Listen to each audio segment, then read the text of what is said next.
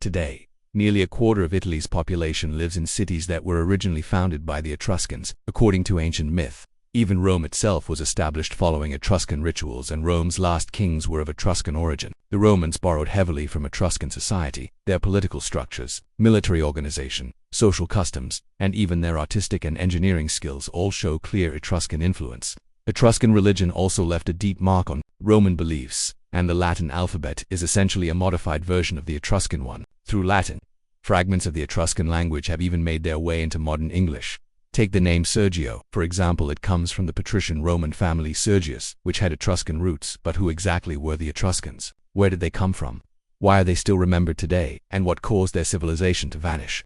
Let's find out. Origins of the Etruscans. The ancient Greek historian Herodotus believed the Etruscans were migrants from the Lydian kingdom in Asia Minor. Indeed, Etruscan culture shares many similarities with the civilizations of the ancient Near East. But this theory faces several contradictions. For one, if they arrived by sea, why are there no early Etruscan settlements along Italy's coasts?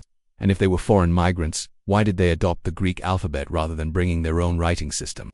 Modern genetic studies complicate the matter further. They show that the ancestors of the Etruscans and those of ancient Asia Minor diverged back in the Neolithic era, thousands of years before the Etruscans rose to prominence. Another ancient historian, Dionysius of Halicarnassus, argued that the Etruscans were native to Italy. For centuries, scholars dismissed his claim as political flattery, especially since Octavian Augustus, Rome's first emperor, claimed Etruscan ancestry. But recent archaeological and genetic evidence increasingly supports this idea. It turns out that the Etruscans likely evolved from the earlier Villanovan culture of the Italian Iron Age. In fact, archaeologists can only distinguish a Villanovan burial from an early Etruscan tomb if there's writing. No inscription means it's Villanovan. With writing, it's Etruscan. Alternative theories exist too. Some suggest the Etruscans came from the Alps, others that they migrated from Sardinia, but evidence for these ideas is limited. The archaeological record shows the Etruscans expanding toward the Alps from Tuscany, not the other way around. As for Sardinia, its prehistoric towers known as nuraghi are unlike anything found in mainland Italy. The most convincing theory is that the Etruscans were native to Italy, a culture that developed locally, influenced by contact and intermixing with visiting Greeks and Phoenicians. Roman legend even reflects this blend. King Lucius Tarquinius, Priscus, one of Rome's early monarchs, was said to be half Etruscan and half Greek. Notably, the transformation from Villanovan to Etruscan civilization occurred around the 9th to 8th centuries BCE, precisely when Greek and Phoenician traders began arriving on Italian shores. The Etruscan language. One reason the Etruscans remain so mysterious is their language, which still hasn't been fully deciphered. They wrote using a version of the Greek alphabet.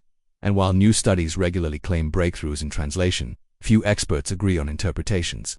That's because Etruscan isn't an Indo-European language. Its structure is likely a meaning words are formed by attaching multiple roots, prefixes, and suffixes. So far, scholars have confidently identified around 400 Etruscan words, but most inscriptions are short and repetitive. They're typically funerary epitaphs, like "Here lies Sergio," or votive offerings such as "I, Sergio, dedicate this to the god Tinia." Only 8 surviving texts contain more than 50 words. The most significant is the Liber Linteus, a linen book that survived because it was repurposed in ancient Egypt as mummy WRAPPINGS. In the 19th century, a Croatian officer named Mihailo Boric purchased a mummy and sarcophagus in Egypt. That mummy eventually made its way to the Zagreb Museum. There, researchers noticed writing on the linen wrappings, which turned out to be a rare Etruscan text. The Liber Linteus is a religious calendar. It mentions recurring rituals, deities, and months of the year, although the text hasn't been fully translated. It provides rare insight into Etruscan religious life. In 1961, hope soared when archaeologists discovered the Piaghi tablets, thin gold sheets inscribed in both Etruscan and Phoenician. Scholars hoped it would serve as a kind of Rosetta Stone. But there was a catch. The Etruscan text wasn't a direct translation of the Phoenician version. It was much longer, limiting its usefulness for decipherment. Related languages to ancient languages may be related to Etruscan Rhaetian, once spoken in the Alps. Lemnian, found on inscriptions from the Greek island of Lemnos. These suggest Etruscan may have been part of a broader family of pre-Indo-European languages in the ancient Mediterranean, but the connections are still debated. The Etruscans were pioneers of early Italian civilization, city builders, artists, engineers, and mystics. Their influence shaped Roman culture, and through Rome, helped shape the modern Western world. Yet their language, their exact origins, and much of their history remain shrouded in mystery. Who were they, really? We may never fully know, but their legacy still lives on in our cities, our words, and the foundations of one of history's greatest empires. The Raetian tribes who lived in the Alps. Ancient authors often referred to the Raetians as mountain Etruscans, suggesting a shared origin or cultural connection. The Secundus, the language once spoken on the island of Lemnos in the Ion Sea. The ancient Greeks used Thesan word Turanians to describe both Lemnians and Etruscans. The problem is that we understand Raetian and Lemnian even less than Etruscan. The surviving texts are extremely limited and most are just a few words long.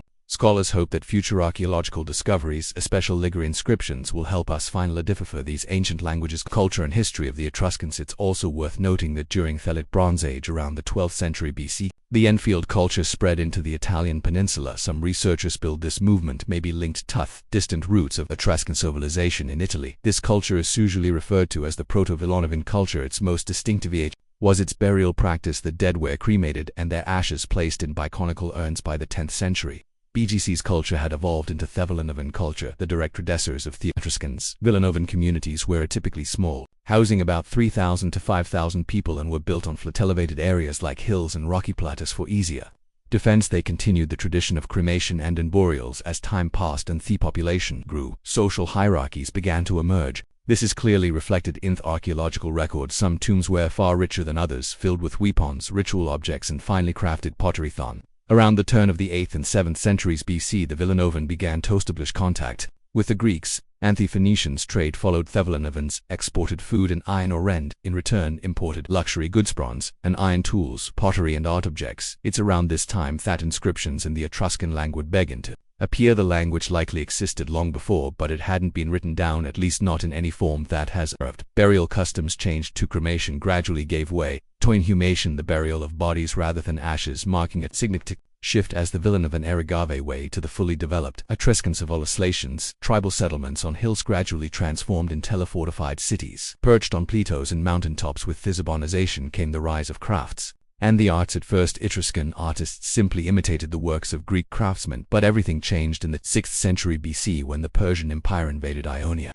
A wave of Greek refugees followed across the sea, and many of them settled in Etruria. Their arrival gave Etruscan art and craftsmanship a massive boost. By the end of the 6th century, Etruscan art had reached a level comparable to that of the Greeks. In fact, pottery is often so similar to Greek that only minor logical analysis of that can reliably distinguish the two. At the same time, the Etruscans developed a distinct ceramic style of their own. This style of pottery was made by adding soot to the clay, and once the vessel was fired, it was polished until it gleamed like metal. The result was elegant, black, and almost bronze-like in appearance. Interestingly, both the Greeks and later the Romans described the Etruscans as incredibly promiscuous and decadent. Rumors of Etruscan promiscuity mostly stemmed from the unusually high with women in their society. Unlike in Greek or Roman culture, Etruscan women dined and drank wine alongside men. Same thing the Greeks and Romans found shocking, even scandalous, but in reality erotic themes in Etruscan art are no more common than in Greek art. Etruscans also loved music and dancey activities. At the stern, patriarchal Irons considered frivolous or even indecent. The reputation for decadencio is further fueled by everyday habits. The Etruscans ate hot meals 2 or even 3 times a day, while the early Romans prided themselves on eating only once. The Etruscans were master metalworkers and jewelers, achieving extraordinary levels of detail and refinement. Take for example this tiny pendant depicting the river god Achelous. Isn't it stunning? Look closely. The beard is crafted from minuscule grains of gold, each less than half a millimeter in diameter. Such speaks volumes about the skill of Etruscan artisans. The arts of painting and sculpture also flourish in Etruscan civilization. This is especially evident in the rich necropolises found near the Etruscan cities. The Etruscans built elaborate tombs, essentially full skeletons for the dead. Inside they placed sarcophagi along with a wealth of objects the deceased might need in the life. The tomb walls were often beautifully painted and decorated, and the entire structure was covered with anothan mountain or tumulus. Etruscan military craft also developed significantly. They fought many wars, not just against their neighbors but also among themselves, yet these were rarely wars of conquest. Their main goals were to capture trophies, steal cattle and harvests, and take slaves. The Etruscans had little interest in occupying foreign cities from early on. They also engaged in piracy along Italy's western coast. By the 7th century BC, Etruscan piracy had grown so bold that Greek and Phoenician ships avoided sailing beyond Sicily and Sardinia. Etruscans are the inventors of the naval ram, a heavy bronze projection mounted on the prow of their ships. Thanks to this innovation, their pentachantas, fast warships rowed by 50 oarmen, became a serious maritime method. In the same period, Etruscan influence expanded rapidly. They settled along the southern coast of the Mediterranean Sea and pushed north into the Po River valley. They even founded colonies on Corsica. By the late 7th century, kings were ruling over Romanian sources don't say this outright, but the evidence suggests that Rome became something like an Etruscan client city, and that its kings may have acted as governors under Etruscan authority. This period greatly benefited the Romans, who learned a great deal and adopted many crafts and artistic traditions from the Etruscans. By the beginning of the 5th century BC, Etruscan civilization had reached the height of its power. After that, its decline began, but more on Etruscan religion that later, according to Etruscan belief, their religion was revealed to them by a mysterious figure named Tegus, a bearded white-haired infant who emerged from as a card furrow in the earth to dictate 5 sacred books to the Etruscans. Rituals and methods after Venation. The main gods of the Etruscan pantheon included the thunder god Tini, equivalent to Zeus or Jupiter, his wife Juno, who entered Roman mythology as Juno, and Minerva, a goddess of wisdom, a counterpart to the Greek Athena and Roman Minerva. The Etruscans also worshipped Apollon, considered the same as the Greek Apollo, but in fact, Apollo was originally borrowed by the Greeks from the East. If the theory of the Etruscan son origins is correct, it's possible they adopted Apollo directly from the Babylonians or the Hittites, worshipped a similarly named deity. Abulfinally, the goddess of fertility, Tronha, closest Roman counterpart is Venus. One speaking about Etruscan religion cannot ignore their elaborate methods of divination. They interpretaments from the entrails of sacrificial animals, the flight patterns of birds, and even bolts of lightning. These forms after the nation played a central role in Etruscan society. No major decision was made without consulting the signs. If the omens were unfavorable, plans were simply abandoned, no matter how important they were. Each type of divination had its own specialist. Divination by birds was performed by augurs, reading entrails, waste domain of the haruspices, and interpreting lightning was done by fulgurators. Among these, the haruspices were considered the most accurate and authoritative. Their method involved sacrificing a black ram to the gods. The liver was then extracted, boiled, and carefully studied. It was divided into sections, each corresponding to a specific deity. The haruspices would look for any irregularities, spots, growths, or discolorations, and interpret their meaning based on which god's selection of the liver that they appeared in. This was believed to be a message from Thedavine. If I had to name just one reason for the decline of Etruscan civilization, I would sum it up with one word: decline. Of the Etruscan civilization, Dicity, lack of centralized authority and internal cohesion, left the Etruscans to cope with the mounting challenges of the 5th and 4th centuries. At the end of the 6th century BC, the Romans overthrew their last Etruscan king Tarquinius Superbus, and despite several attempts, the Etruscans were unable to retake the city, and the wars that followed soon after the Greeks drove the Etruscans from the Tyrrhenian Sea in 474 BC. The fleet of Syracuse, led by Hero I, defeated the combined Carthaginian and Etruscan navies at the Battle of Chalcis, marked a turning point. The Greeks' control of maritime trade in the western Mediterranean in the late 5th century BC. Rome began expanding northward in 396 BC.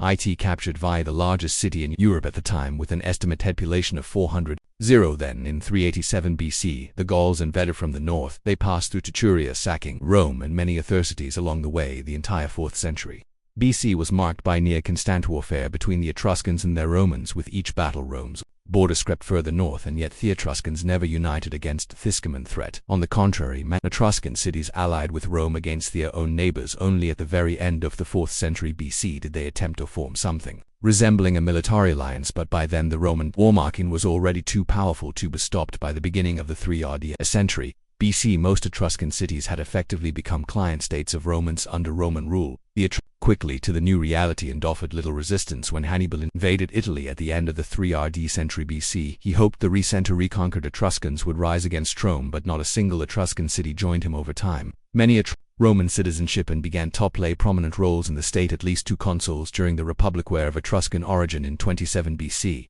the people of Etruria became the first non-Roman Italians to be granted full Roman citizenship. The Etruscans did not vanish during the empire. In fact, several legacy of the Etruscans Roman emperors were of Etruscan descent. Among them were Herennius Etruscus, Hostilian, Trebonius Gallus, and Eusebius. Even Augustus, the first Roman emperor, Trucidius, roots to ancestry. Emperor Claudius was a great admirer of Etruscan language, culture, and history. He even wrote a 20-volume history of the Etruscans, now tragically lost, known only to us through mentions in later sources. The 2nd century AD, who had disappeared. The Etruscans themselves had fully Romanized and become part of the Roman world, and yet they did not vanish entirely. DNA studies show that until as late as the 15th century, many residents of Tuscania were direct descendants of the ancient Etruscans. Etruscans appeared on the historical stage one final time in 410 AD. As Alaric and his Gothic army besieged Rome, the situation was dire. In desperation, the city's prefects and Popinus I turned to the last Etruscan haruspices for guidance, but the reading was grim. The haruspices said that Rome would fall, and fell. Rome didn't. Again, if you've made it to the end of this video, we really appreciate it if you liked and subscribed. Thanks for watching.